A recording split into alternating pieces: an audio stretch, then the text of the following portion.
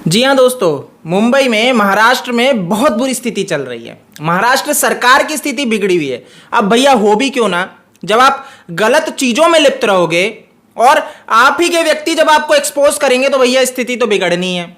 अब यहां पे जब मनसुख हिरेन का मर्डर हुआ, जब हमने बहुत क्लियरली देखा कि भैया किस तरीके से महाराष्ट्र सरकार यहां पे मिट्टी डालने का काम कर रही थी, मुंबई पुलिस यहां पे मिट्टी डालने का काम कर रही थी, लेकिन गिरफ्तारी कौन हो जाता है? सचिन वाजे, वही पुलिस वाला। अब यहीं पे आप समझ सकते हो भैया कैसे पुलिस फोर्स यहां पे एक्सपोज हो रही है। अब यहां पे क्या है, एटीएस ने गिरफ्तार कर लिया मनसुख हिरेन के मर्डर में 2 जनों को।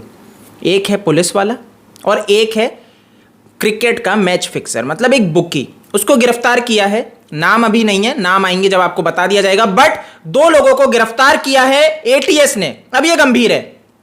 आप सोच रहे होंगे यार एटीएस तो अच्छा काम नहीं कर रहा, तो एटीएस ने कैसे 2 जनों को गिरफ्तार कर लिया? यहीं पे भैया खेला जाता है। आपको कल मैंने बताया था एटीएस गया स्पेशल एनआईए कोर्ट, किस लिए भैया? कस्टडी मांगने के लिए। तो कोर्ट ने कहा कि सचिन वाजे की कस्टडी 25 तक है एनआईए के पास, आप उसके बाद आइए, उसके बाद बात करेंगे।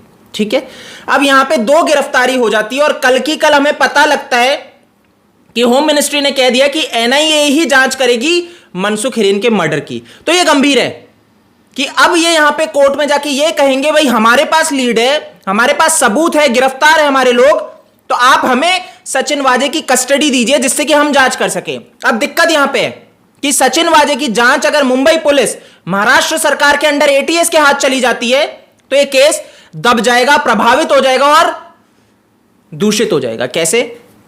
सिर्फ वो छोटे छोटी कठपुतलियों को गिरफ्तार किया जाएगा, जो बड़े प्रभावशाली लोग हैं वो सारे बच जाएंगे। एनआईए के पास रहती है तो जो प्रभावशाली लोग हैं, जो लीडर्स हैं, बड़े बड़े पावरफुल ये राजनीति में बैठे लोग हैं, ये गिरफ्तार हो जाएंगे।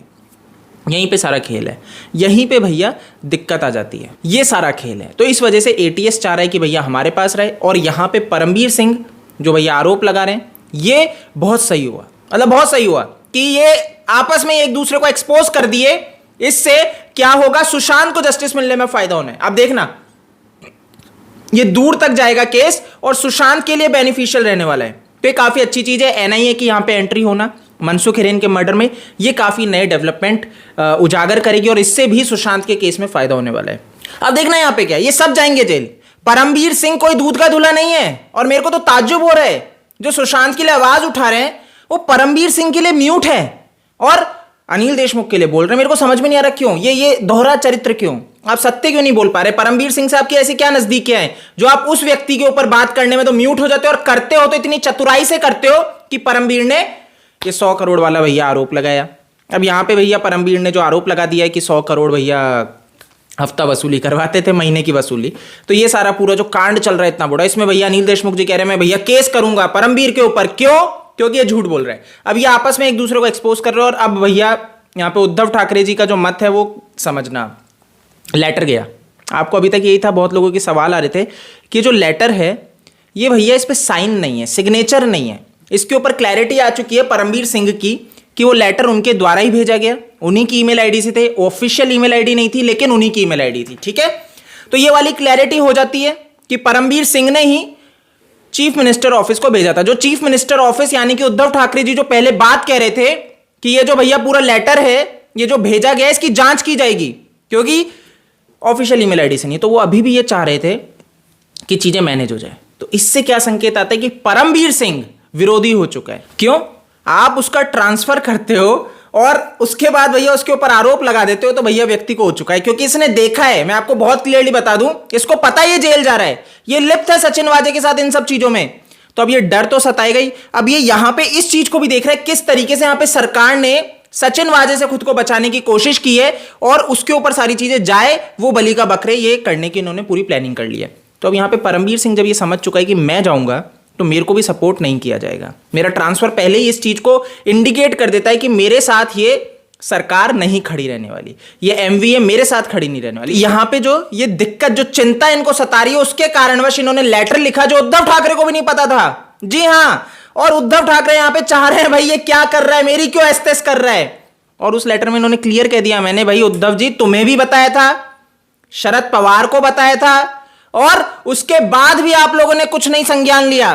तो यहां पे देखो कौन कौन का जेल जाना तय, और ईडी की रेड अभी और पड़ेगी, बहुत तगड़ा वाला ये फिरौती का मामला, ईडी और आएगी यहां पे अभी। तो आप समझो धर्मवीर सिंह जो पहले से जानता था, उद्धव ठाकरे जो पहले से जानता था, शरद पवार जो पहले से जानता था, जो आरोप के अनुसार इन्होंने चिट्ठी लिखी है जो भैया ये बात प्रूव करती है, अगर ये सच है, ये तीनों जेल जाने चाहिए, तीनों जेल जाने चाहिए। आप भाई सरकार में बैठ के, पुलिस में बैठ के इतने गलत काम करते हो और उसके बाद आपको माफ कर दिया जाए, ऐसा नहीं हो सकता। सस्पेंड कर दिया जाए और बस इस चीज को छोड़ा जाए कि हो गया, सरकार गिर जाए सोचे हो गया, नहीं, इनको आजीवन कारावास दे देना चाहिए कि बाहर समाज में आ ही ना सके।